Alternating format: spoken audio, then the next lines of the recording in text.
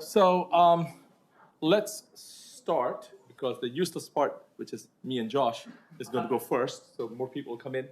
So it is truly my honor today to introduce my friend and mentor, Peter Sterling, to give the lecture today.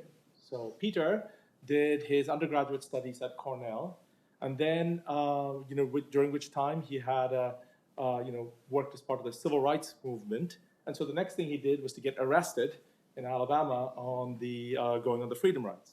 After getting out of jail, he went and did a PhD in neuroscience at Western Reserve University.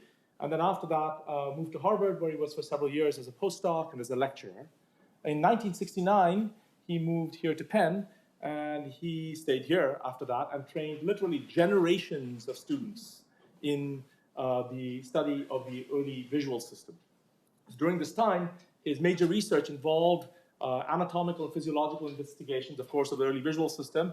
And he also invented the notion of allostasis, a new way of thinking about biological systems in terms of predictive control rather than in terms of homeostasis, which implies things staying static. For all of this work, he received several awards. He received the Harris Award from the Association of Anatomists, the Boycott Prize for his work on the retina, and the Proctor Medal from the Association for Research in Vision and Ophthalmology. Peter, quote, closed his lab in 2009 and then proceeded to do more cool things than most of us do with our labs open. Amongst the cool things that he proceeded to do was to write 2 books. One of the books is called Principles of Neuroscience. Principles of Neural Design with Peter Sterling, which is a lovely book, summarizing his ideas and philosophy for why neural circuits are organized the way they are. And then there's a second book called What is Health, which is about the evolution of human design. So lately, one of his main interests has been thinking about health and how we organize our thinking about health and disease. And so he's going to tell us something about that today. Before I finish and hand over to Josh, I want to say Peter mentored so many junior people here at Penn.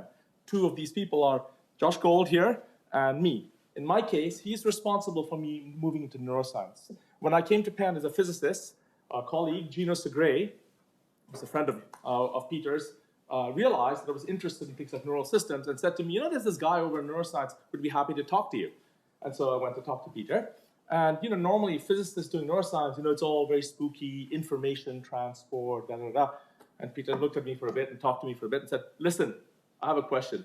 And he pulled off an electron micrograph of a complicated circuit and said, why does it look like that? And I was totally hooked. And that brought me to neuroscience. So thank you, Peter. And Josh, another of his mentees. Yeah, thanks, Vijay. I don't have much to add beyond that. Other than Vijay and I just thought it would be nice for us to both come up here and really reinforce the final point that Vijay made, that Peter obviously it was incredibly and has been and continues to be incredibly accomplished as a scientist. For those of you who had the opportunity to listen to some of the other talks that he's given this week that were more autobiographical, you'd know that he does a far better job of telling stories about his life than any of the rest of us could. And so I hope you had an opportunity to see those. But we really want to emphasize just the generosity that he's had over the years, and obviously the incredible impact that he's had on our lives and other people's lives. And I think you'll just see it here that Peter is someone that I think he'd be proud to hear me say you won't always agree with him, but you will definitely know that whatever it is that he's talking about, he's thought a lot about. And is very happy to engage and learn more about your perspective and try to figure out really what the right answer is. And so with that, really looking forward to hearing the talk.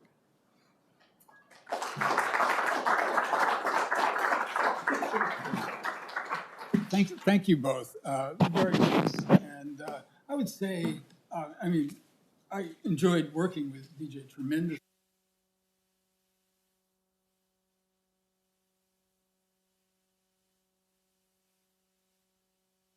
Thank you. Yeah.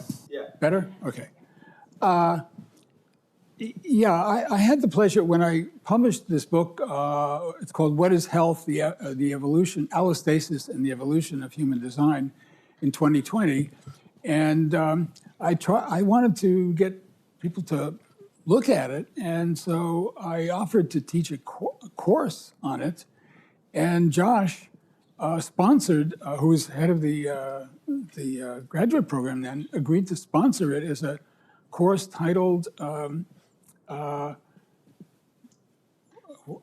Neuroscience and Freedom or something. It was a very rather political title, and this was in the fall of 2020, the election period, and 18 students signed up for it. It was in the middle of George Floyd and the COVID and stuff like that, and the best part of it was that Josh co-taught it really with me. He joined. This is by Zoom, and he showed up every session and really helped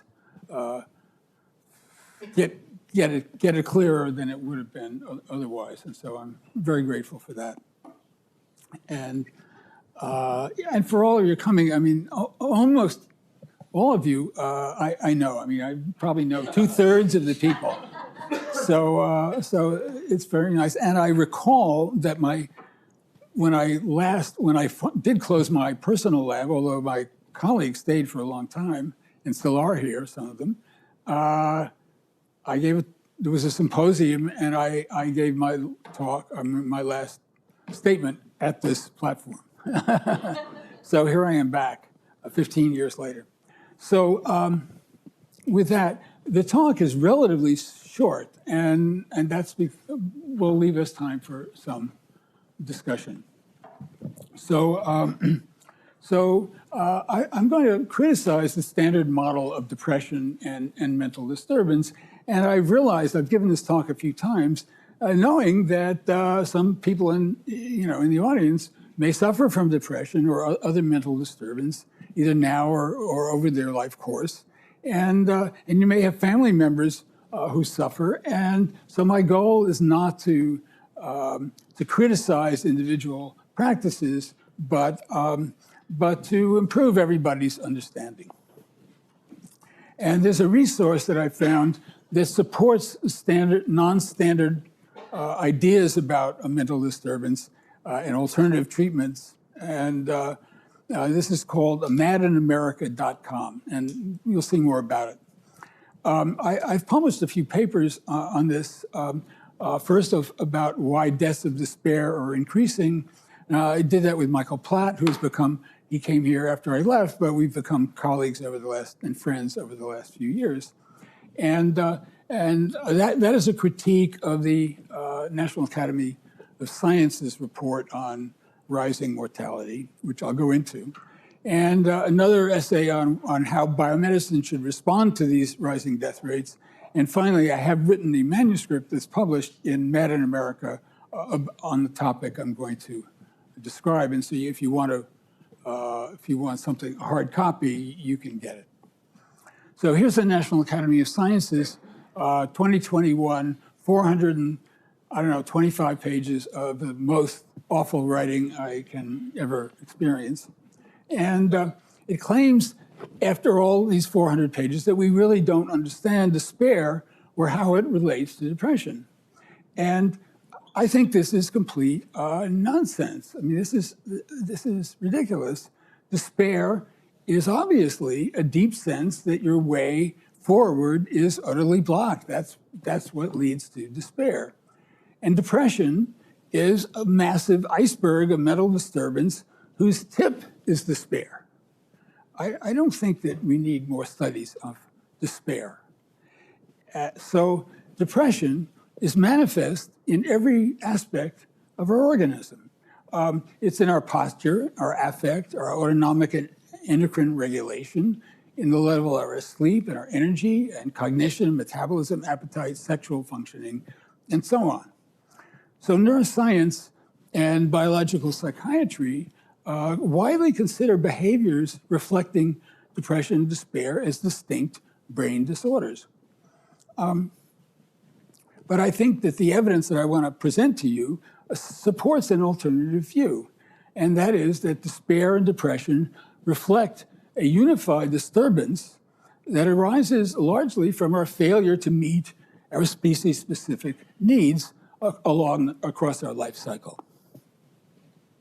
And the standard view, which is put out by NIMH, NIDA, NIA, and the DSM-5 Manual of Diagnostic for Psychiatry, they declare that opioids and cocaines and amphetamines addictions are substance use disorders. They declare these are disorders. They declare that alcoholism is a disorder. They say that suicide is a syndrome, a suicidal syndrome. They say that major depressive disorder, they abbreviated MDD, is a disorder. And then this has led to papers like this. Neuroimaging claims that you can localize the source of major depressive disorder in the frontal lobe. Papers published in Nature. They say another one a few years later, 2017, that claims that not only is it identifiable with biomarkers, but there's subtypes. They can find 4 distinct subtypes of disorder in the frontal lobe. And this is then used as a rationale for technical therapies such as deep brain stimulation, transcranial magnetic stimulation, TMS, and major depressive disorder, MDD, is commonly said to be just like Parkinson's disease. So the question is, this is a hypothesis. They all say, oh, it's just like da-da-da. But is this true? And so here's Parkinson's disease. It's a true brain disorder, there's no question about it. And what you see is this extra dark region in the substantia nigra that is evident in an MRI of a single brain slice, image slice. And it represents, as probably everybody here knows, a loss of dopamine neurons. And you can see it this is an I-123, a scan of a single brain. And so this is a loss of specific and critical neurotransmitter, and there's a good rationale to use a drug to restore the dopamine. But these images that purport to localize MDD are not from an individual brain. This is a composite image from PET scans of about 30 patients. And any signal that is reported here must be far, far weaker than for Parkinson's. These localizations that were published in Nature over quite a number of times are now disconfirmed by large-scale studies. So there are 49, there's a collaborative group of 49 research groups with sample sizes over 10,000 subjects. And they found that fMRI did not distinguish depressed from healthy groups. This, by the way, is 2020, so this is relatively recent data. And then people said, well, you know, you're putting together all these different groups, and who knows what's going on. So here's a more harmonized data set. 1,800 patients with 2 scanners that were matched up to each other and identical ways of analyzing it.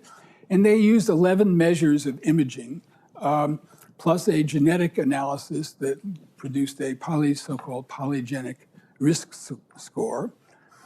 And this is published in 2022. And here's what it shows. There's 12 measures. I'm not going to go through and tell you exactly what they are. It's not the point, really. But the point is that across these 12 measures, there were tiny effects. And with the 2 groups, so-called depressed and so-called normal, there's a huge, large overlap between them, 85 to 90%. And it turns out that these neuroimaging, very large numbers of people, did not identify depression, not in a group, and certainly not in an individual. I mean, if you can't distinguish the two groups, you're not going to be able to distinguish individuals. So what this means is that the earlier claims that are published in Nature repeatedly are spurious. These are done on small samples, and it's turning out, if you're not following the literature, that you do a small sample, and what you get is, if you're looking at small effects, 5% significance, you do 20 studies, and you're going to find, some positive effects, and that's what most of these things are. So, so depression is not just like Parkinson's; it's just clear as hell. And neuroimaging offers not the slightest rationale for deep brain stimulation or transmagnetic stimulation, which there was just a news article in PNAS last week selling these machines. This is an industry now producing these brain stimulation machines, for which you really can't even have controls because people, when they get this magnetic stimulation, know whether it's it's real or it's not, sham. So this study did identify two very large effects, and these were at the bottom here. These are so-called environmental effects: social support and childhood maltreatment. And what these show is that these had very large effects, and they also had very small overlap. You can distinguish these groups: people who had very little social support and maltreatment as children. Those are the ones you can identify pretty clearly as highly likely to be depressed. So what I conclude is that we should forget about neuroimaging. There's just nothing in it, okay? And we need to invest in improving people's life histories and this is supported now by recent genetic studies. We all know the importance of the power of genetics, right, Nancy? But in this case, there is an important lesson from these studies. So the genetic studies of MDD are this. Well, there's a history to it. From about 1980 to 2010, about 30 years, people were looking for Mendelian patterns, a few genes with very large effects, and they found them. They found genes for depression, and just like they found brain areas for depression. And then around 2010 to 22, these genome-wide, large-scale studies, genome-wide studies, GWAS, started coming out, and these depression genes proved to be spurious for the same reasons. You keep looking, and you're going to find false positives. So what they found instead was hundreds of genes are associated with depression. Mostly these genes have small effects. There's a few genes with large effects, but they're extremely rare, so they don't account for depression in the population. And here's one early, in 2018, they found 44 risk variants for major depression. Next year, they found 102 variants. I mean, what happens is that the larger the study and the more people you sequence, you find more variants. And then a few years later, they found they had 1.2 million people, and they got 178 risk variants.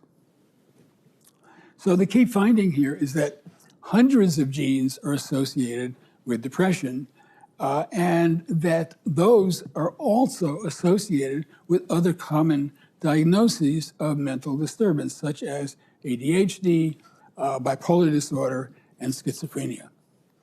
So what this suggests is that there's some overlying trait whose disturbance causes various manifestations. Okay, okay. So, and there's important evidence for this in a relatively recent, large longitudinal study. And it's very interesting. So this is a study, 1,000. This is done by a group, but sort of led by Avshalom Caspi and Terry Moffat, who are at Duke. And it's a study of a group of people in Dunedin, New Zealand. And they followed 1,000 male and female people from birth to age 45. And they assessed their mental health 9 times across the course of this study. And by age 18, they found that 50% of the population had been diagnosed with some disorder, what they call disorder. By age 45, it was 86%. And so what this indicates is that nearly everybody is disturbed for some time. And the cross-sectional studies that you do at any one moment miss this. This was confirmed, and you can say, well, New Zealand, who knows, it's only 1,000 people, but this group has gone on to use the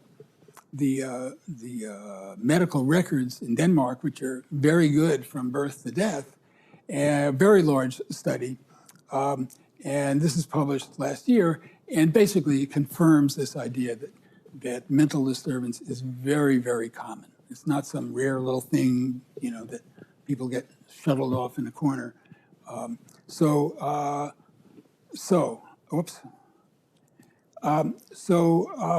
other thing that they found in the Dunedin study is that by age 45, of the people who had been diagnosed with a disturbance, only 15% of them had only one disorder without any other so-called comorbid diagnoses. So, and it shows here, this column is, here is what they call internalizing diagnosis disorder. That is depression and anxiety. And if you look at the people who have depression and anxiety, only a tiny group of them have only that. The others also have are comorbid with some other disorders, some what's called what do they call it? Externalizing, which is sort of some acting out and maybe drug use and so on, and then there's people with so-called thought disorders, which include schizophrenia and OCD, obsessive compulsive disorder, and they, almost all of them, have various other disorders. So, and most of those, the dark thing is, they have other disorders outside the standard family. So, so what this means is that nearly everybody who goes mad has multiple manifestations. And this fits with the GWAS studies, which showed that these same genes overlap with these different diagnoses. And this suggests, again, that there's some overarching trait that's intermittently disturbed, especially following childhood abuse and later trauma. And so I want to just give a little sense of trait inheritance and expression, and let's consider height. I think it's clear enough. So height is a polygenic trait. This is a guy named Sean Bradley, and he played basketball for the Brigham Young, and then professionally he's 7 foot, 6 or something, and some geneticist sort of saw him on the plane and said, "Could I study your genome?" And he said, "Yeah, sure." And so it turned out he had balanced genes, some genes for short and some genes for tall, but overall he had 200 extra variants for tall. And so that puts him way out on this tail of this distribution. And so the way you could think of it is that he was vulnerable to growing tall if he was well fed, okay? So every polygenic trait like this has some distribution, and somebody has to be out on the tail and thus vulnerable, okay? So addiction alcoholism, obesity, depression, that people are looking for genetic causes, they're not diseases or disorders. What they are vulnerabilities waiting to be expressed under certain conditions. And that is what these genome-wide studies show, okay? So cognitive, emotional, and spiritual traits are also polygenic, and their extreme expression by some individuals can benefit the community, and this is why they're inherited and not weeded out by natural selection. So, but it also renders them vulnerable. So this is an example I chose. This is Vincent van Gogh's self-portrait 1 year before he committed suicide. He had traits for spirituality that were intensely expressed in his letters to his brother. This was a really sensitive, deeply emotional man. And that's expressed in his paintings, okay? So, but his style went against the grain. He never sold a painting in his lifetime. And he was ignored and impoverished, and he despaired. So the prevalence of bipolar disorder, which is his most common posthumous diagnosis, is about 3% of the population. And so, and that's down here. It's nothing like as far out on the tail as Sean Bradley. And so if common variants do contribute to his spiritual intensity, he's not that far out on the distribution. And so, so I think he wouldn't need that many extra variants to get there to this state. So what this implies is that if this is Van Gogh on the tail, most of us are in here. The 85% are there, and it implies that the people who are nearer the mean can go mad without any genetic assistance from these extra variants that are associated with psychiatric diagnoses. So I think that I conclude that our species design seems to require a certain life cycle from which we can't depart very far and stay sane.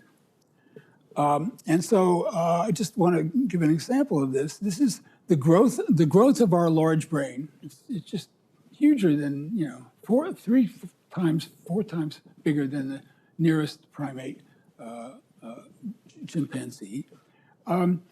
It requires, so this is age, and this is caloric, daily caloric production by an individual. And what it shows is that, and this is 0. And it shows that at birth, you're not collecting any calories and you're sucking them up. And then by your age, 4, 10 or something like that, you're sucking up even more calories, not producing anything.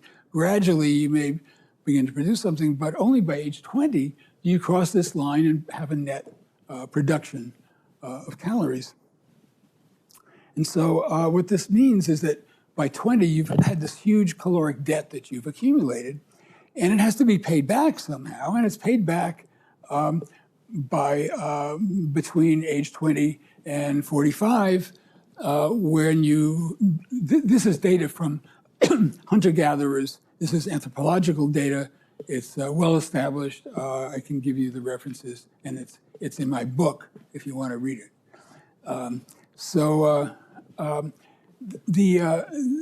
what this means is that for 200,000 years, hunting and gathering were challenging careers to pay back this debt.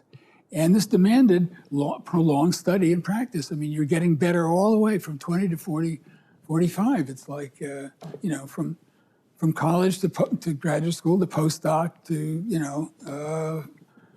assistant or associate professor or something. You're getting better all the time. And this lent meaning to people's lives. And so the other thing that was true in these kinds of societies, they're small societies, and they only survive the fluctuations to which they're subject by having a lot of cooperative activity. If you didn't find your your food today, your neighbor might have, and you need to balance it out, and you need to get along with your neighbors. So there was a high social and economic equality, because if you piss off your neighbor, they're not going to help. So you have to treat people well. So there was cooperative childcare, and there was free education, post-adolescent education, because you would go into the forest or into the fields with your parents. There was a lot of free time. Hunter-gatherers don't spend a lot of time working. They get what they need and they chill. There is, in these societies, no hypertension. There's no obesity. There's a tremendous amount of exercise. There's no cardiovascular or metabolic disease. And this is all documented. There's no drug addiction, and this relatively low suicide. And the departures in the US from this are child rearing has gone now from 2 generations, parents and grandparents, down to 1 generation, the so-called nuclear family. And in the US, now there's a big rise of single-parent households. It's very difficult to raise a child alone. And then there's a fraught transition to adulthood from, as we see, trying to teach college students and deal with our children of that age is very tough right now. And the thing is that many jobs that are learned in minutes or days are just not enough for this huge brain. And there are few challenging careers now. And so more and more people are scanning a barcode or stamping a passport or doing something like that. And there's very little free time, and there's very little vacation. So here's an example that Michael and I published. It shows the rise over time of single-parent households, and most of these single-parent households are run by women. And then there's rising mortality from despair, particularly among youth. And it started out, this is my generation, it wasn't that hard, but as the decades go by, this is my son's generation from 1970, in the early 50s. They crossed this 100 deaths per 100,000 line at about age 45. The 1981 crosses it at 35, and the 1985 cohort crosses this threshold here it's an arbitrary threshold at age 30. So year by year, and if we went younger, this is the trend. The curves are just getting steeper. So this is we're the only. These are different countries and how much vacation and paid holidays they have, and we are the only country that has no mandated vacation, no mandated time off. There are federal holidays, but if you're working part-time, you're employed by Amazon, they don't have to pay you. So our species is highly adaptable, but there are limits. And the massive rise in despair suggests that we are now seriously pushing these limits. The view that I'm presenting here, I did not make this up. And I just want to show you a couple of authorities just to end the talk. So one of the really very smart guys in this is a man named Daniel Geschwind. He's a neurogeneticist at UCLA. And he has this wonderful talk at the Allen Institute a few years ago. And here's what he says. He says, what we call psychiatric diseases are just levels of impairment. The threshold is not scientific, but it's a clinical, practical threshold for when individuals are unable to function in the world. He says, these syndromic diagnoses are just one end of a continuum of normal variability. And there's a paper that just came out recently, 2024. It's a sort of a review by 50 experts on schizophrenia, including Rakul Gur from Penn. And here's what they say at the end. They say schizophrenia, which, I mean, for decades has been called a specific disease, a loss of cortex, a loss of dendritic spines, a very specific thing. And now they're backing off and they're saying, well, it's increasingly considered to be a heterogeneous syndrome and not a singular disease entity.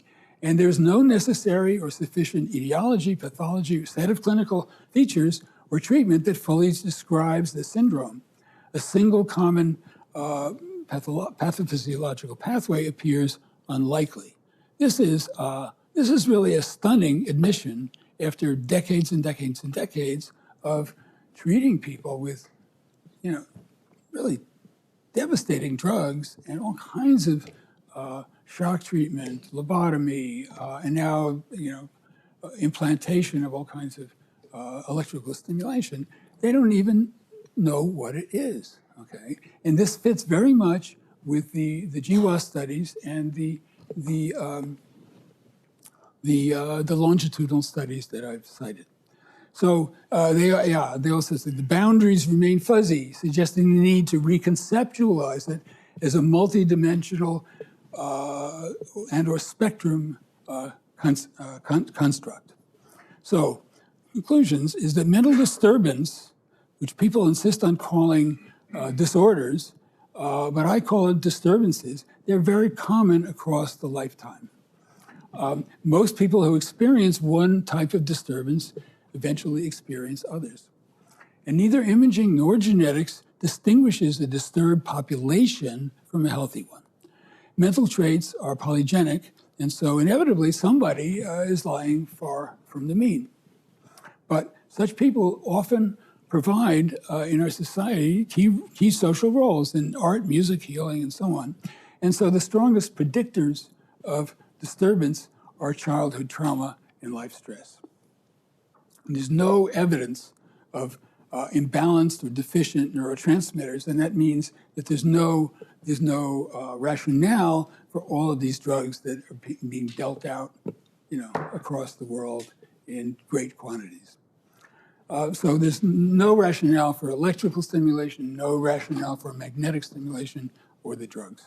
So what to do? Well, I think we have to focus on improving childhood, strengthening families, focusing on early childhood education, identifying people's innate talents, and providing opportunities for them to practice their own talents. We need advanced training for meaningful adult activities. And for when people are disturbed, we need to understand, listen to them, and reassure them that they're not alone and that people do recover, and to support their efforts to do this. There's nothing to it, really, Thank you.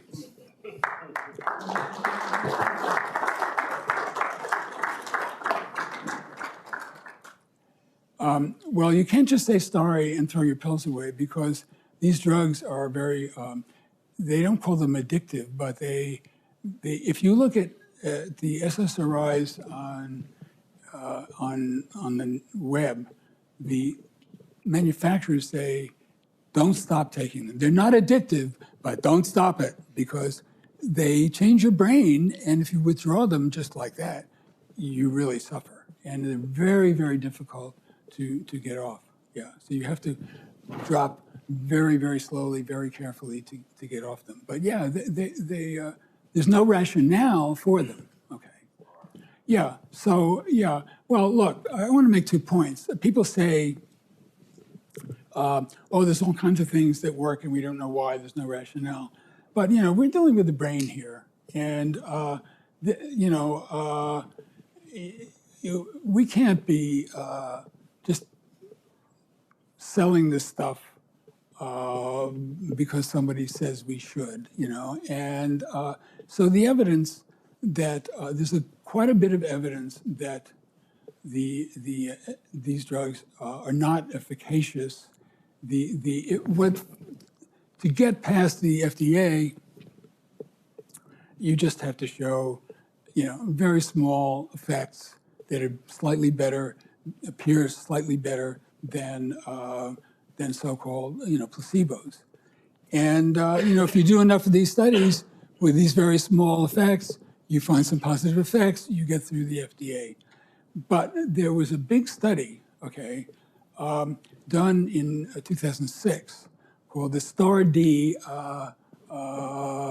trial. It was sponsored by NIH, big thing. We're going to find out long-term. And most of the comparisons to get past the FDA are short-term. And what they do is they don't, they have some rating scale, the Hamilton rating scale, and if you get a little better on the Hamilton rating scale for 6 weeks, that's good. I mean, the criterion is just ridiculous, and so, but even for this long-term, this STAR-D study, they published this thing, and they said 70% of people on the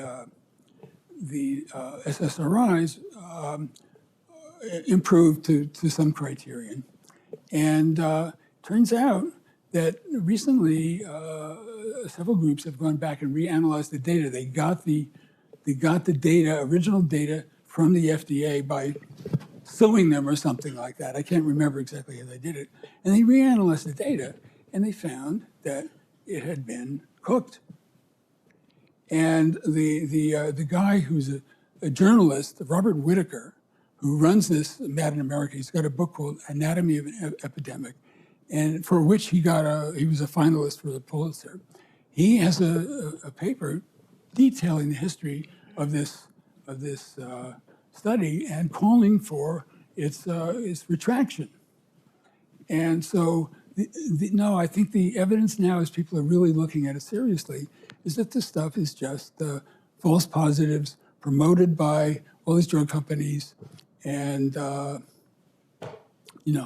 it's not supportive. But it's very hard to get off these things now. And I have this ongoing discussion with my wife Sally. She says, "Well, my sister's taken it, and she says it works. It helped her." But the thing is, and people say this all the time, I got this brain stimulation and it worked.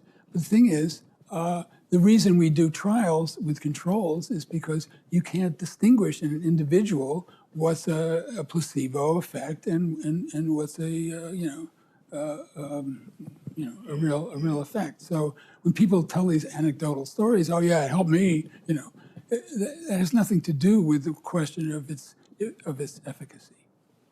And if you abandon that, you're abandoning science. And I mean, Sally and I go back and forth on this, all the time. We're never going to, agree on this. Well, I think there's a lot of things that are going on that are increasing despair: the climate issues, the political issues, the loss of interesting work. Yeah, I think we're really facing. I mean, these rates are going up. I think we're facing a major social crisis here, and the problem is for medical people is that they. I think there's actually a collusion now between the drug companies and the equipment companies that are making these machines to buzz people, on their frontal lobes, and the funding agencies are demanding people study disorders which don't exist, and the journals, the big journals, Springer and Elsevier, are massively expanding these journals, and they're publishing, encouraging people to study these little disorders and these narrow things. And I think there's a really, I complained to one colleague who studies diet, and she said, yes, this is late stage capitalism.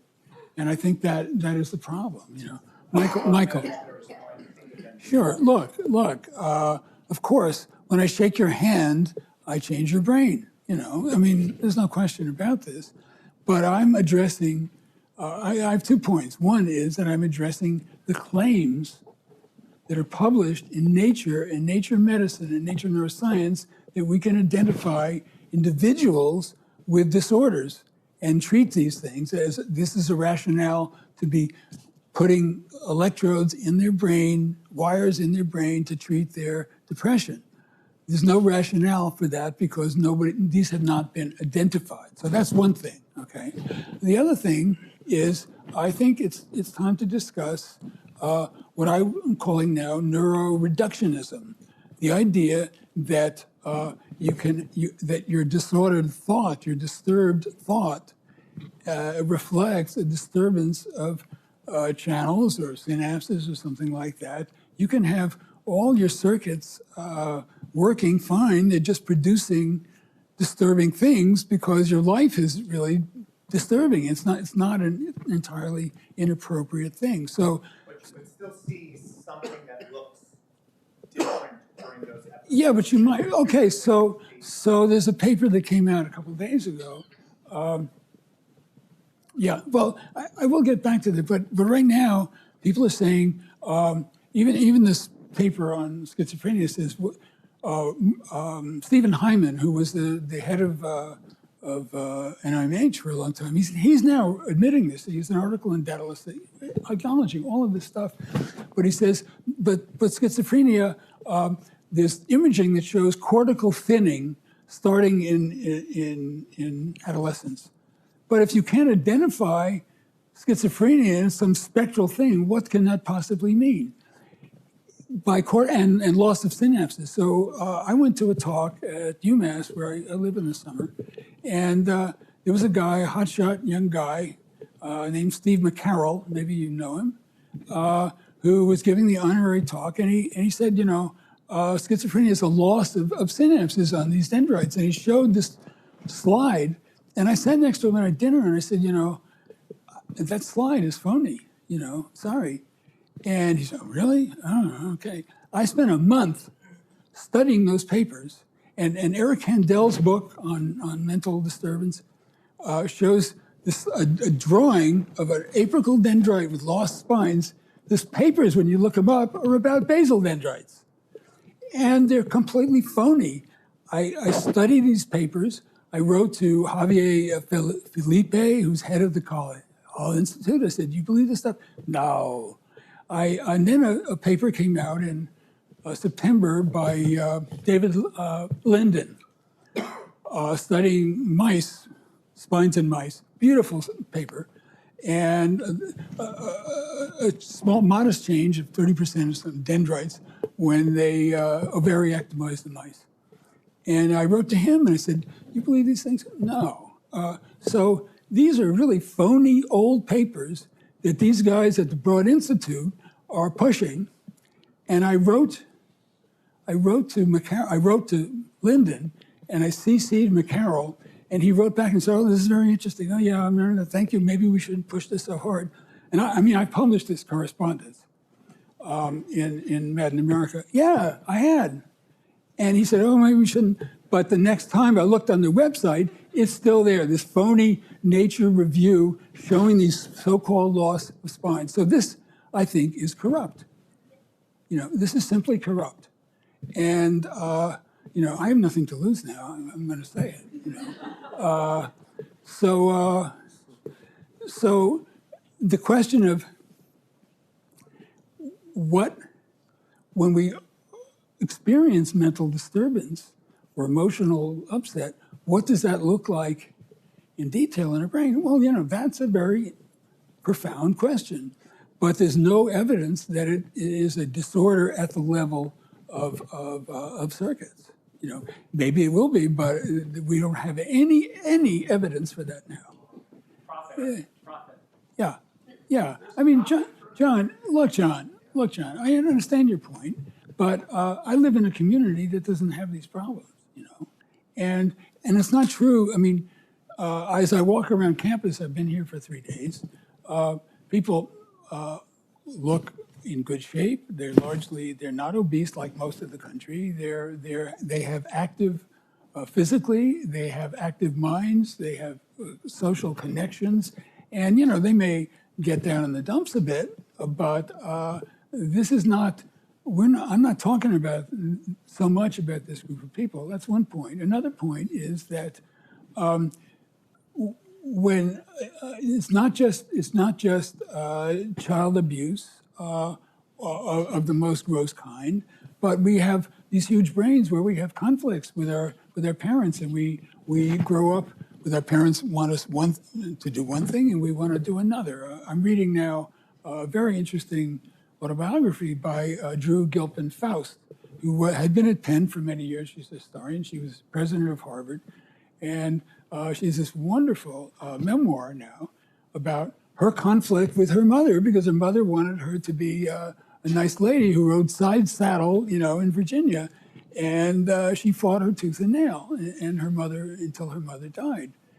So we have these conflicts. I had a conflict with my mother, which, I had a wonderful family, but a very subtle, profound conflict with her, which was disturbing until I was 60 and went and got some help about it. So these things are very deep. And, if you look in the Old Testament, there's story after story after story of conflicts within families that, so this is the human condition. It's not just, it's not just the drug companies, but the drug companies claim that these human needs don't need to be dealt with, and they just hand out this stuff that is really bad, Sure, we've over-medicalized things. But Way. a lot of people who What? need medicines might be turning to medicine, but it doesn't, I Yeah. would say, the phenotype of mental illness isn't totally in people's imagination. I'm not a psychiatrist, but No, I've seen it. of course it is.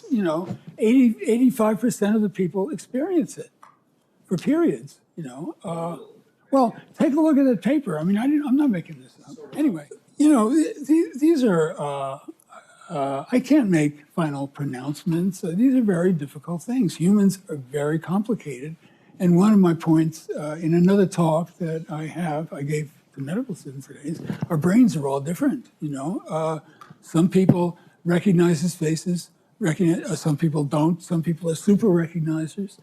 We're all different. And we also, even within a family, we have different experiences with our parents. My sister got along extremely well with my mother, and because she sort of fit what my mother thought was good. And I did too for a very long time, but in my 30s I realized I have to strike out for myself. And this brought me into a prolonged 30-year conflict with her that I finally figured out when I was 60. So it's very complicated. And these conflicts affect some people more than others. Some people are really rather insensitive. They don't give a damn what their parents thought. I was pretty tuned in, and so it was very disturbing to me. So I can't explain individual families. All I'm trying to say here is that the imaging claims and the genetic claims and the biochemical claims for mental disorder are spurious, and we have to think about something else. And we have also been captured for 30 years by neuroreductionism, which thinks that there's got to be something wrong with the synapse, and we just keep looking, so, rather than focusing on making people's lives better. That's all I'm saying. And, I wish you a lot of luck. You mean, if we're not going to take drugs, what should we do? Yeah. Well, I have another talk where I did talk about my own experience, which is when I hit, my experience was, like many people, would I succeed? Was I brave enough? Was I smart enough? What would happen? I went through, particularly starting my lab, a great deal of anxiety. And when assistant professors arrived later, I talked to them about it, how to deal with your fear of failing, finally. And it was a struggle. And that's when I went and got some psychotherapy to help figure out what to do. I learned some skills. I also was physically active. I learned to take care of myself. I mean, to get ready to come here for 3 days and give 4 talks, I'm 84. I hiked for a month and a half with rocks in my backpack so I would get stronger. No, I do this. And, so I can make it through the airports, You have to take care of yourself. You have to find other activities. You have to play music or art or do whatever you want. And you have to find advice and support. And it's very difficult, Human lives are very difficult, But these drugs are not going to help. Sorry. Let's give Peter a big hand.